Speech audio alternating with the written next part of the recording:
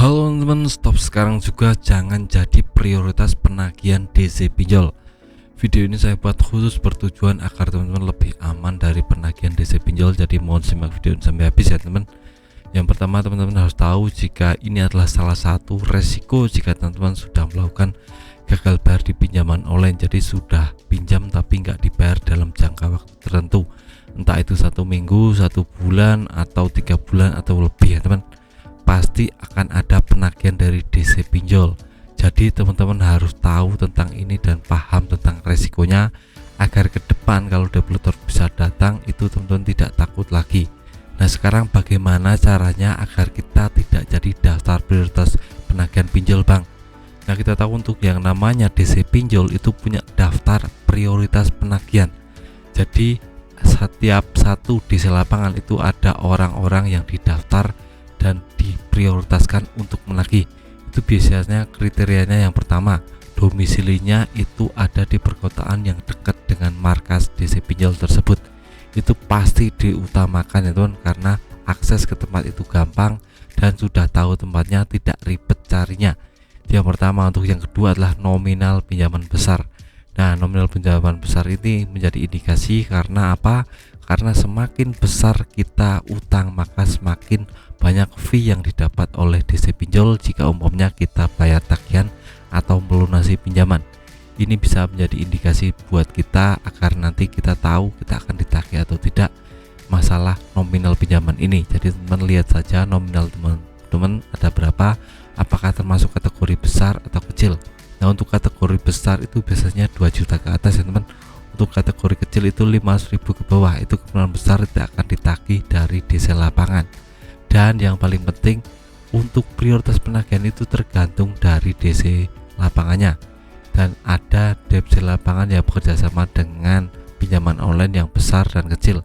Nah, untuk yang ada prioritasnya itu biasanya untuk pinjaman online yang besar seperti Akulaku dan Kredivo, itu fix pasti ada DC lapangannya.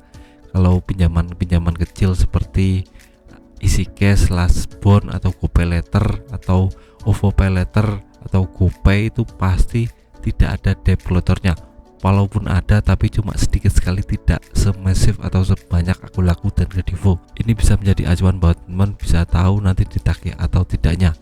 Nah, sekarang cara menghindari DC pinjol gimana, Bang? Kalau kita sudah masuk ke daftar prioritas, misalnya kita domisilinya di perkotaan dan nominal pinjamannya kita besar, bagaimana agar kita keluar dari daftar prioritas pinjaman online tersebut? Nah, yang teman-teman lakukan adalah teman-teman harus pasrah saja jika maunya ditagih. Teman-teman ikhlaskan saja, kalau datang ya sudah, teman-teman bicara apa adanya, saya sudah tidak punya uang sepeser pun, terserah mau diapain saja, saya sudah pasrah dengan keadaan ini. Seperti itu teman-teman.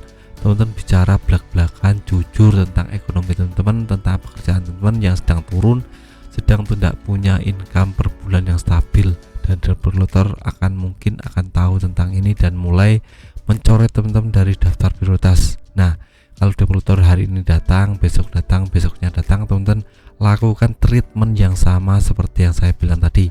Ikhlaskan saja dan pasrah saja kepada developer, saya pasrah mau diapain saja, saya sekarang tidak punya uang sepeser pun untuk bayar. Seperti itu teman-teman. Kalau sudah 1 hari datang, 2 hari datang, 3 hari datang, nanti mungkin lama kelamaan developer akan males sendiri, akan pusing sendiri menagih teman-teman, karena ya menagih juga sia-sia, teman-teman sudah nggak punya uang, sudah pasrah seperti itu. Jadi bisa teman-teman lakukan trik ini agar ke depan bisa terbebas dari penagihan DC pinjol. Dan jangan lupa teman-teman, kalau sudah sampai di titik ditagih developer itu artinya teman-teman sudah mulai fatal untuk pinjamannya. Jadi teman-teman harus bergegas, siapkan income, siapkan yang namanya pendapatan yang lebih besar agar ke depan 1 tahun, 2 tahun, 3 tahun bisa melunasi pinjaman, agar tidak ada beban di kemudian hari. Ini saja video singkat dari saya, semoga bermanfaat, tetap semangat, kehidupannya lebih baik.